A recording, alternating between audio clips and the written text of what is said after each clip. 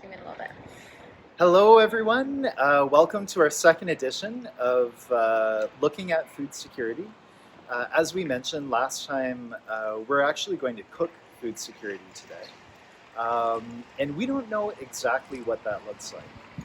We decided we'll go into Real Superstore and see what they have. We do want a relatively limited budget, but we also want to show some of the different aspects of food security that exist other than just household food security alone. So you probably recognize where I am, but Olivia is very kindly filming this, and we're going to go in together now and see what we can get and what ideas we have to cook on a budget or to highlight food security when we're in it. So we'll report back in a few minutes.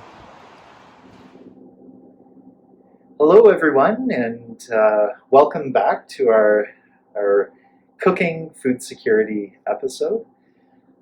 You saw us outside Real Superstore, and we're now back from Real Superstore. Olivia, how did the trip to Real Superstore go, in your opinion?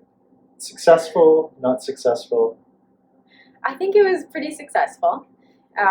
It was a very big store, but It's huge. right away we looked for some of the sale items and to see what was there Mm-hmm. and what kind of prices we would be looking at. Was it easy to find sale items, in your opinion? And today it was a Friday at about 1:30 or so when we went. So relatively busy shopping day. But how did you find that? I was happy to see that there was a lot of items on sale at the Mhm. 30% off mark, a lot of stickered items. So we must have gone on a good day. Yes, I think so. And is it in your opinion, and I can explain too, but how did you find it going in and shopping? Like, did you feel like you had to do some special shopping techniques, or how might this have been different than maybe a shopping trip where you have a little more cash and you can do stuff? Yeah, so we tried to stay on a budget as much as possible. So we looked for the low-priced stickers, we looked for sale items, and then we tried to build out a menu for the day from there instead of pre-planning, just kind of seeing what we could get and then what we could make out of that. So it does take a lot of creativity and planning and just a lot of thought about how much money we're going to spend and weighing each of those like 50 cents, 10 cents to try to get the cheapest options. Absolutely. I think a good example of that is probably our mushrooms. These are actually organic mushrooms, and the non-organic mushrooms were right beside these. They were in a bigger package, but they cost more.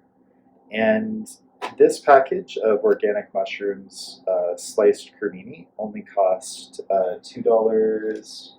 It was supposed to be $2, but they did charge us a little bit more, which you'll notice on the receipt. Yes, it was supposed to be on sale, and unfortunately that got missed when we were checking out. But it cost $2.98, so it was $3 for these mushrooms. The next cheapest mushroom, where you do get more, was $4 and change, I believe. So that's kind of a difficulty. Like, it doesn't, sometimes shopping strategically, maybe we first went to the sale areas, but then we also had to think of how much mushroom do we actually need? Do we need all of the mushroom in the $4 container? Or do we only need a small amount of mushroom, and then we can save a bit of money and buy something else? For example, a sauce or something. And in this case, that actually makes more sense in this situation. So do you want me to pan in and show what we got? Yeah, Okay. Let's do it. Okay. So, what do we have here, Olivia? All right, let's start with the onions because that's really the foundation of where we started. So the onions were in a bulk bag, and it was 30% off for the whole bag. And we were thinking, wow, that's a lot of onions. But what can we do with that? Can we actually use that amount of onions? So it ended up costing about $1.50 for all of these onions, and that's going to make the foundation for a lot of what we have here today, along with the potatoes, which, living in Manitoba, it's a pretty common ingredient, and one that is a staple for many of us. And Ryan already talked about the mushrooms, so I'll add in the Bok Choy, which again we got for 30% off, which was a steal of a deal. Some pancetta, which I've never personally had, so Ryan's going to talk about pancetta. And we got a little celery and carrot here to add some vegetables and more nutrients to our meals. An apple as well, just to add a bit of a sweetness. Navy beans were on sale they weren't even on sale, they were 88 cents, which was fantastic.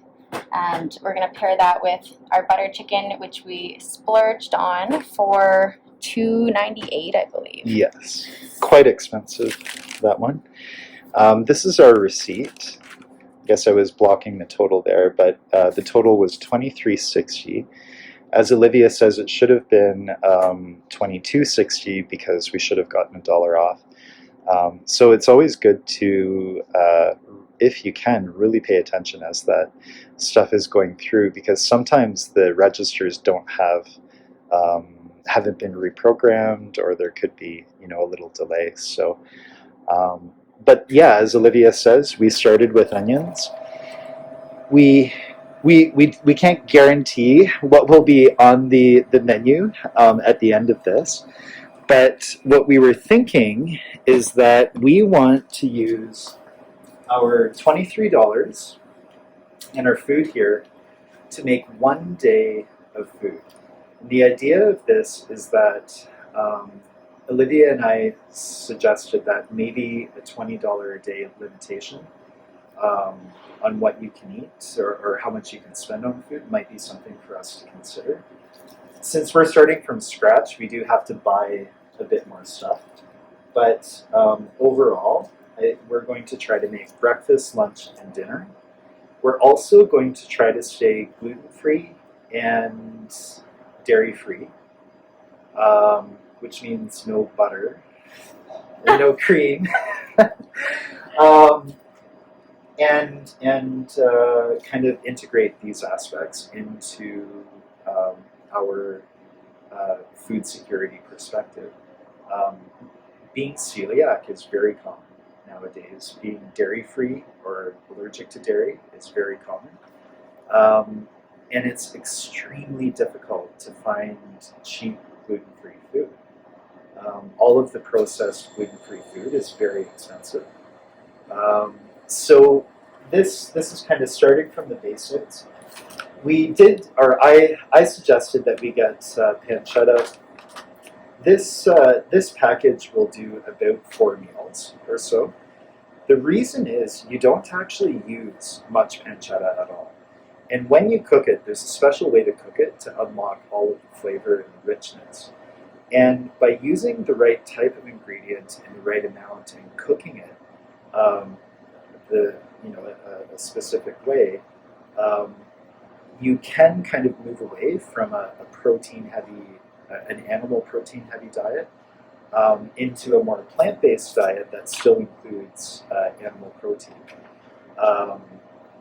So that's kind of a consideration. We did consider chicken, and there were sausages, like pre-cooked sausages, that were kind of within budget. But we decided to go with something that can kind of keep giving, so to speak, and that might be a little unfamiliar to people, to give a few more options. So we think we'll be making, what's breakfast?